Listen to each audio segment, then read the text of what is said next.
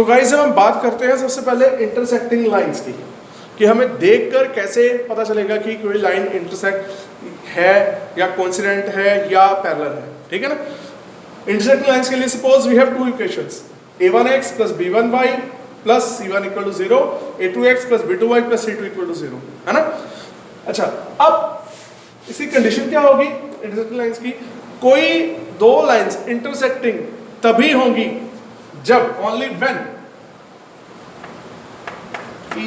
a1 upon a2 does not equals to b1 upon b2, ठीक है ना। कि ये ऐसे आपको इस मेथड से आपको पता लग जाएगा कि ये लाइन इंटरसेक्टिंग है या नहीं, ठीक है, क्लियर है। और इस केस में सॉल्यूशन कैसा होता है? अब अभी हमने कहा था लाइंस, अब बात कर रहे हैं इनका सॉल्यूशन, ठीक है। हमारे पास लाइंस और पर्टिकुलर सॉल्यूशन होता है, ठीक है ना। अगर इंटरसेक्टिंग लाइंस है तो सॉल्यूशन कैसा होगा? इंटरसेक्टिंग लाइंस की पहले कंडीशन क्या थी हमने देखी? कंडीशन थी a1 upon a2 does not equals to b1 upon b2, ठीक है ना। अब इस केस में सॉल्यूशन कैसा होगा? कोई पर्टिकुलर सॉल्यूशन इसका सॉल्व होगा यहां से, और वो सॉल्यूशन कैसा होगा? वो क्या होगा? Unique solution, unique solution, Hindi में अद्वितीय हल, अद्वितीय हल, ठीक है ना। आई थिंक ऐसे समझ नहीं आ रहा होगा, ठीक है। चलो एग्जांपल कैरी करते हैं। अब से फॉर एग्जांपल है 2x plus 3y plus 7 equal to 0, ठीक है ना। अब यहां पर 4x plus 10y plus 9 equal to 0, ये हमारे पास इक्वेशन थी। ये इक्वेशन नंबर 1, इक्वेशन नंबर 2, ठीक है ना। अच्छा, ये नोट कर लिया, ठीक है। चलो अब हम चेक करते हैं कि ये लाइन इंटरसेक्टिंग है या नहीं है, ठीक है। मैं रफ कर रहा हूं, अब योग की नोट कर लिया होगा आपने। अच्छा, अब देखो हमारी इक्वेशन, जनरल इक्वेशन क्या थी?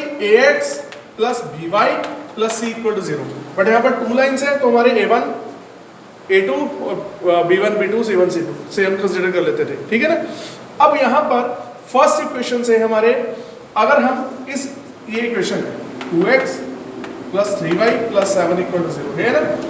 अब इस इक्वेशन को हम इसके साथ अगर कंपेयर करें तो हमारे a की वैल्यू क्या बनेगी? यहाँ पर x के साथ क्या है? a, यहाँ पर x के साथ क्या है? 2, बट ये हम फर्स्ट इक्वेशन के लिए कर रहे हैं तो हमारा a1 क्या बन जाएगा? 2, इसी तरह से b1 क्या बन जाएगा? 3, क्योंकि ये y के साथ है, और हमारा c1 क्या बन जाएगा? 7, ठीक है ना। सिमिलरली इन सेकंड कंडीशन में, सेकंड इक्वेशन में, अच्छा, जो हमने फर्स्ट इक्वेशन से कंपेयर करके वैल्यूज लिखनी है वो बनेगी हमारी a1 b1 और c1, ठीक है ना। और सेकंड इक्वेशन से कंपेयर करके हमारी वैल्यू क्या बनेगी? a2 b2 and c2। अब देखो यहाँ पर x के साथ जनरली हमारा क्या होता है? a, और यहाँ पर x के साथ कंपेयरिंग करने पर क्या है? 4, तो हमारा a2 कितना आ गया? 4। इसी तरह से b2 कितना आ गया?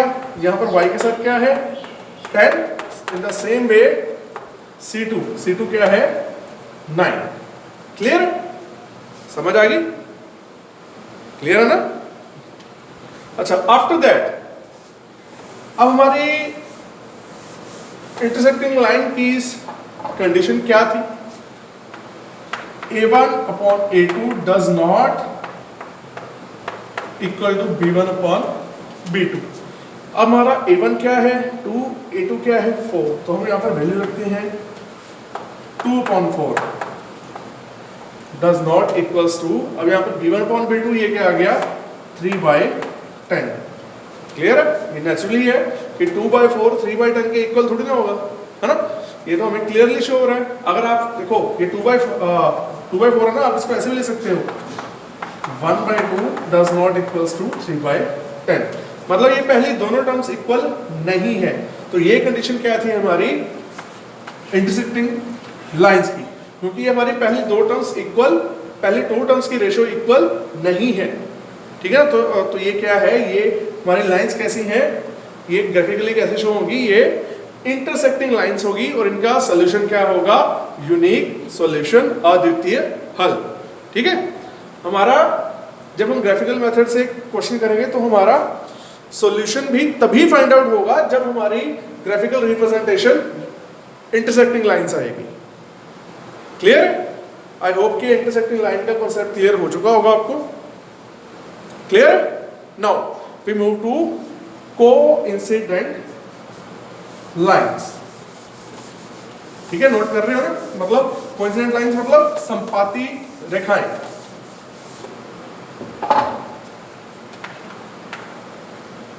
कोइंसिडेंट लाइंस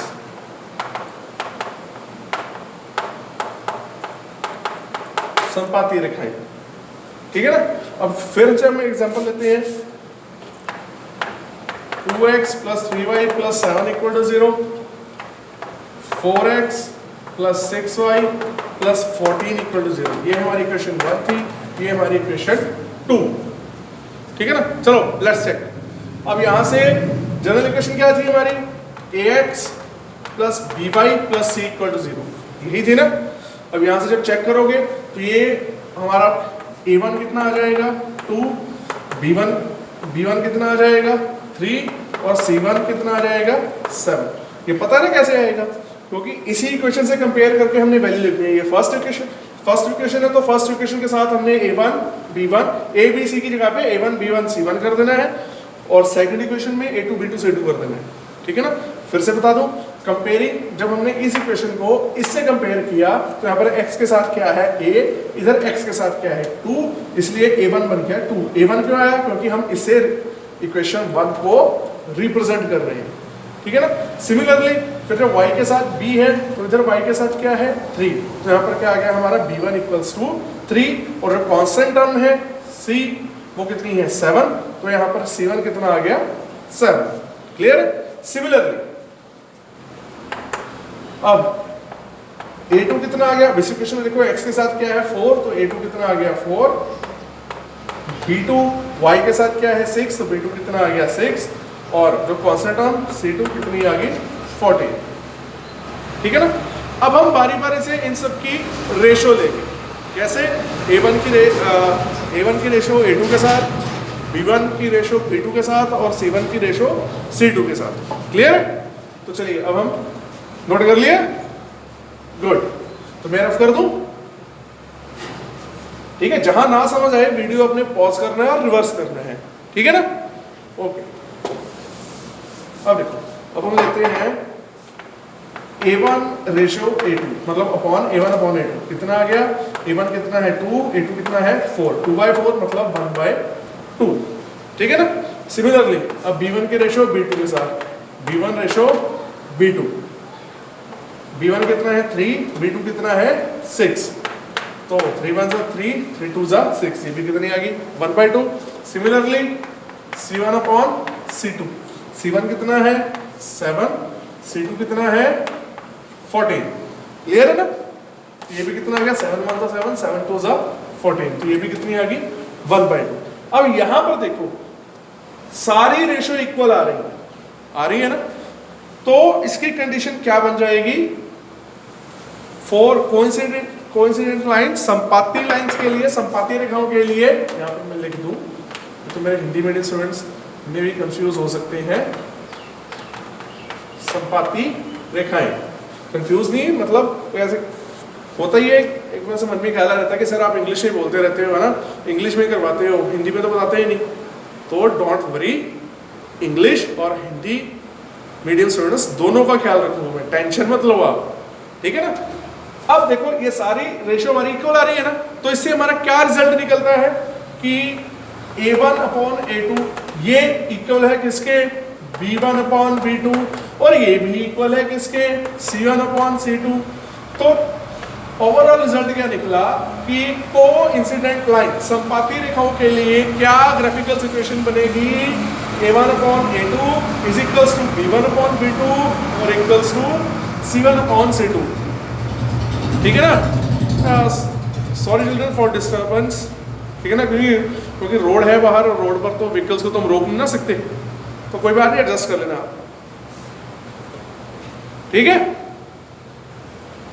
क्लियर है ना। तो ये कंडीशन बनी है हमारी कोइंसिडेंट लाइन संपाती रेखाओं के लिए a1/a2 equals to b1/b2 does not also equals to c1/c2। But अब बात आती है सॉल्यूशन की। इस केस में सॉल्यूशन क्या होगा? भाई ये तो सारे इक्वल हैं, तो जिसकी जितनी वैल्यू रखते जाओगे सॉल्यूशन आता जाएगा, ठीक है ना।